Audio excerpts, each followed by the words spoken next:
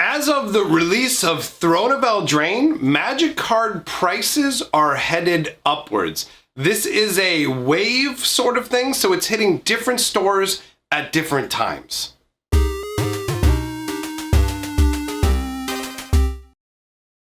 Greetings, owners of fine luxury cardboard rectangles. We are here today to talk about the increasing prices of Magic the Gathering products, specifically things like booster boxes. And when I talk about booster boxes, I suppose I need to clarify now because we have changed the terminology for products. So we're going to be talking about specifically draft booster boxes, which are what most of you know already, basically as regular booster boxes.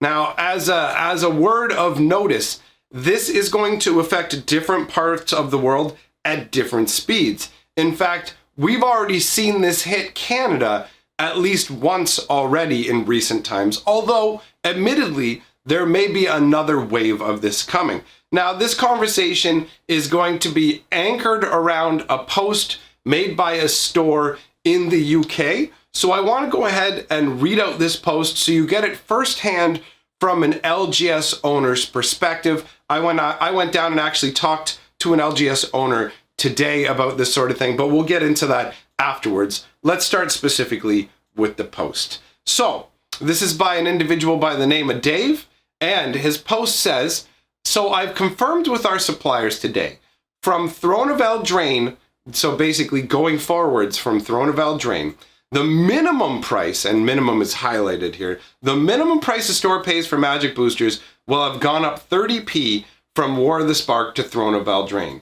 30p, so that's 30 pence, I believe, and we'll get into a little bit more about what this means overall for the cost of a booster box a little further into the post. So what does this mean?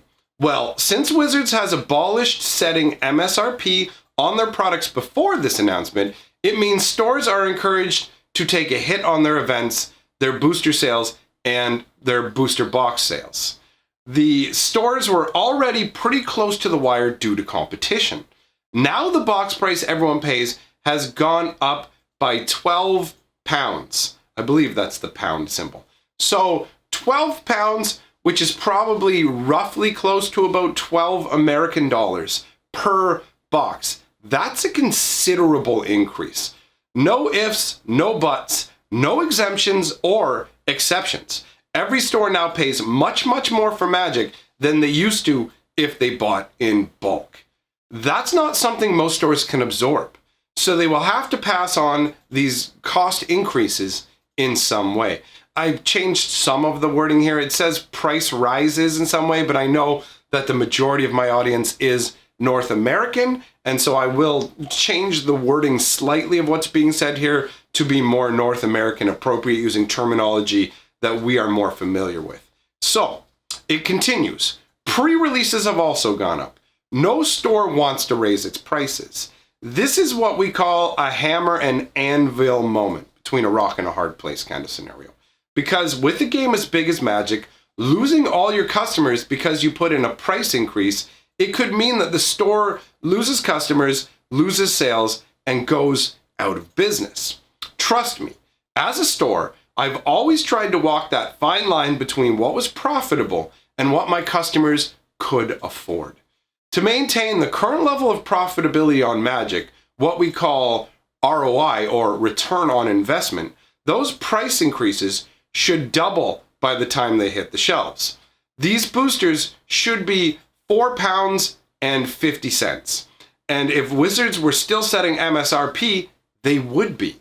But they aren't. They want to be the good guys you love, and they want us to be the money-grubbing bastards you hate.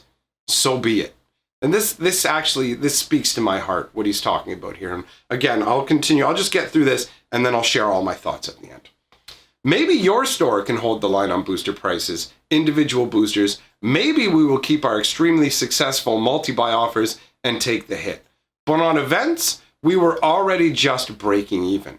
On booster box sales, we were paired pretty thin. And if your store has to increase the price of FNM or sealed or the box prices, it's not because they want to. It's because they absolutely have to. Distribution and Wizards have left them no choice. And you know, globally, boosters have been at the same price for the last 10 years. This is inflation at work, not evil. It's just in one great pre-Brexit chunk. I don't blame Wizards for increasing the price, but I do call them on the disingenuity of abolishing MSRP before implementing these price increases globally and unilaterally. This has been a public service announcement on behalf of the UK games industry. Be kind to your local game store and hug your local judge. It's been a tough week for them. So for anybody who doesn't know what it's talking about when it's saying great pre-Brexit chunk, basically what's going on over in the whole Europe area is it's a political sort of thing where where England is basically like, we're leaving this great conglomeration, and as a result it is resulting in some sort of like price effects all hitting them all at once, according to this. Now, one of the key points to take away is specifically about the getting rid of MSRP, because Wizards of the Coast said, we're getting rid of MSRP, and the reason that they listed was they said, well, you know, it's hard to do MSRP globally, and there's places that don't use MSRP, so we're getting rid of it. But they really, at the end of the day, they did what I believe is being listed here in this post. They got rid of MSRP because they knew everything goes up in price. We've seen it. Nothing gets cheaper, with the exception actually of certain technology. Certain technology somehow gets cheaper over time, but the majority of things just become more expensive. Food prices, gas prices, all that stuff, it all inexorably moves upwards based on inflation. And Wizards of the Coast knew the writing was on the wall in terms of, okay, we're going to have to start charging more for our boxes. But they didn't want to increase the MSRP and have everyone come and yell at them and go, why are you making the game more expensive? So instead, they just went, oh, MSRP is not a thing anymore.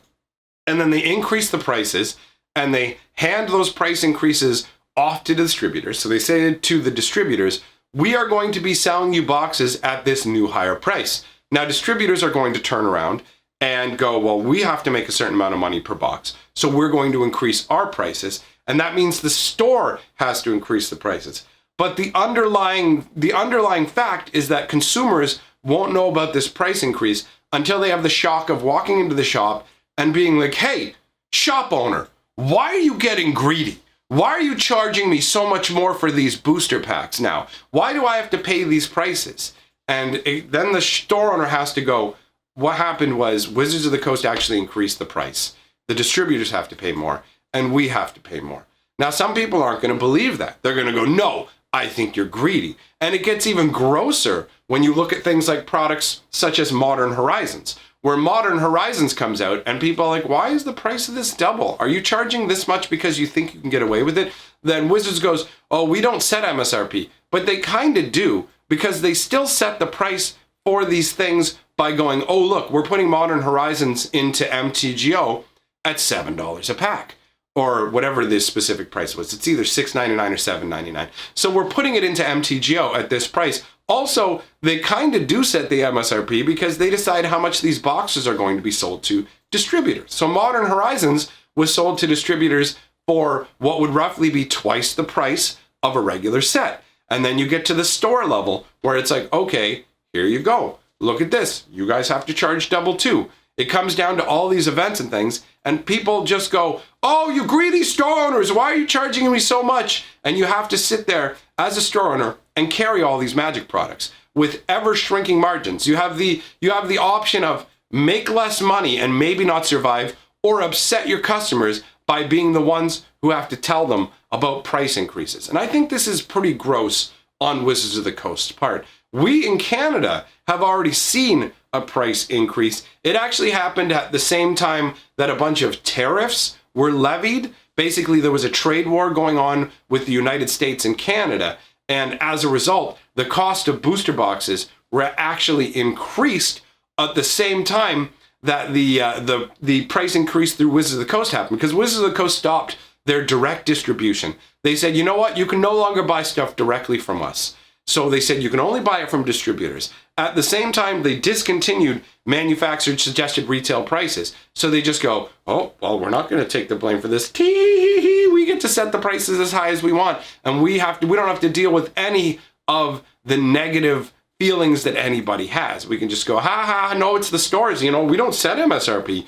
We just sell them the boxes. They decide how much to sell them for. Wink, wink. Remember, this is the same company that threw the judge program under the bus just yesterday and said, yeah, you know, we're going to get rid of the judge program. Oh, wait, no, there's a third-party company that wants to take over and charge you a bunch of money for essentially not doing anything. And actually, speaking of that, talking about the note of the judges program, just so you guys know, Judge Academy, which is the company that's taking over running the judge program, they did an Ask Me Anything on Reddit. And there are a ton of questions that are being asked that are very important, talking about transparency and things like that. And they're getting some fairly ridiculous answers. For example, the Judge Academy basically originally said, oh, we were looking at being like a non-profit organization, but unfortunately that wouldn't work out. So now we're a for-profit organization. Now, non-profit organizations are supposed to be transparent with everything they do with their money.